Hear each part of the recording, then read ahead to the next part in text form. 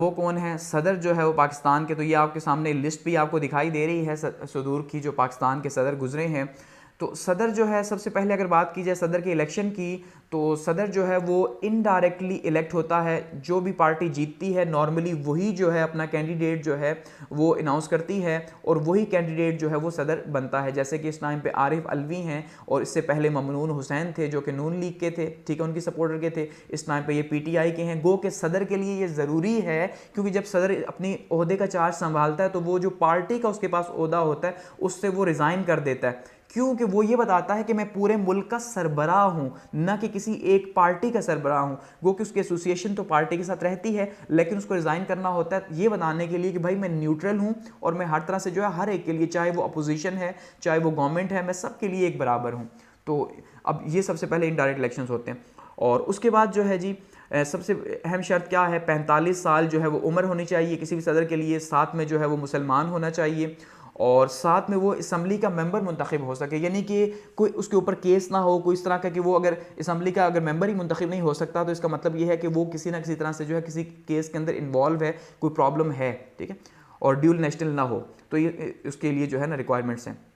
उसके बाद अगर बात की जाए पावर और फंक्शंस की कि इसके इख्तियारात क्या हैं, तो पार्लियामेंट्री निज़ाम में, क्योंकि ये मुल्क का सरबराह है, सदर जो है वो मुल्क का सरबराह होता है, तो एक्चुअली में पावर्स होती सारी की सारी इसी के पास हैं, लेकिन बराए नाम होती हैं, ठीक है। जैसे ये सारी की सारी पावर्स जो प्रैक्टिस होंगी वो किस से क्यों प्रैक्टिस होंगी या किसकी हेल्प से होंगी, वो वज़ीर आज़म की जो है वो एडवाइस से प्रैक्टिस होंगी, कि वज़ीर आज़म की एडवाइस के बगैर इनमें से कोई चीज़ प्रैक्टिस नहीं हो सकती। तो वज़ीर आज़म की एडवाइस जो है वो ज़्यादा इंपॉर्टेंट है, लेकिन एक्चुअली में इन्हीं के नाम के ऊपर ही होंगी। तो हेड ऑफ द स्टेट है सबसे पहली बात। अच्छा, अब डिसोल्यूशन पावर इनके पास है, लेकिन इसका मतलब ये हरगिज़ नहीं कि ये डिसॉल्व कर सकते हैं, बल्कि जब प्राइम मिनिस्टर कहेगा, समरी भेजेगा असम्बलीज़ को डिसॉल्व करने की, उसके बाद इनके सिग्नेचर के बाद असम्बलीज़ डिसॉल्व होंगी, डायरेक्टली इनके पास मौजूद नहीं, ठीक है। अब जैसे 18वीं तरमीम का हम अक्सर जिक्र करते हैं, तो 18वीं तरमीम क्या है कि इससे पहले ज़िया-उल हक के ज़माने में उन्होंने क्या किया जी, उन्होंने ये जो है ये अपने पास सारी पावर कर ली थी असम्बलीज़ को डिसॉल्व करने की। उसके बाद मुशर्रफ साहब के पास ये पावर थी, यानी जितने मार्शल लॉ एडमिनिस्ट्रेटर्स हमारे पास आते हैं हमेशा वो असम्बली को डिसॉल्व करने की पावर अपने पास रखते हैं। तो ये हमेशा से एक इशू रहा कि पार्लियामेंट जो है फिर डिसॉल्व हो जाती है। जैसे 90s में जो है बार बार पार्लियामेंट डिसॉल्व होती रही, प्रेसिडेंट करते रहे, क्योंकि उनके पास थी पावर ये, और उसके बाद फिर जो है वो दोबारा से जो है पीपल्स पार्टी के दौर के अंदर जो है इसको वापस दिया गया। तो उससे फिर क्या हुआ कि अब दोबारा से जो है वो प्रेसिडेंट के पास, प्राइम मिनिस्टर के पास ये इख्तियार है कि वो असम्बली को डिसॉल्व कर सके और समरी भेज सके प्रेसिडेंट को।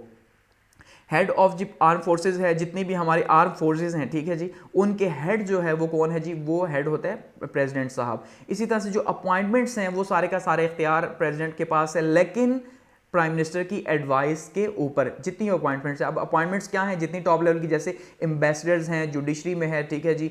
अच्छा, इसी तरह से प्राइम मिनिस्टर को जो अपॉइंट करता है वो भी आ जाता है जी, प्रेसिडेंट करते हैं, ठीक है। इस तरह से उनकी कैबिनेट का जो हेल्प है, तो ये सारे का सारा जो है, लेकिन ये प्राइम मिनिस्टर की एडवाइस के ऊपर ही सब कुछ होता है, याद रखिएगा।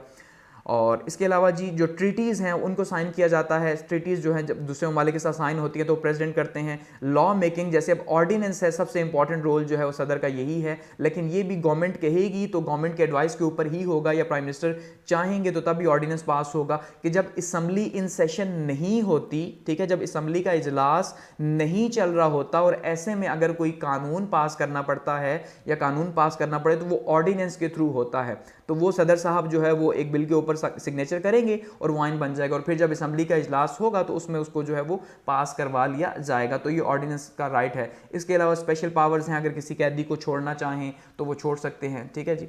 तो ये जो है वो कुछ प्रेसिडेंट की हमारे पास पावर्स हैं।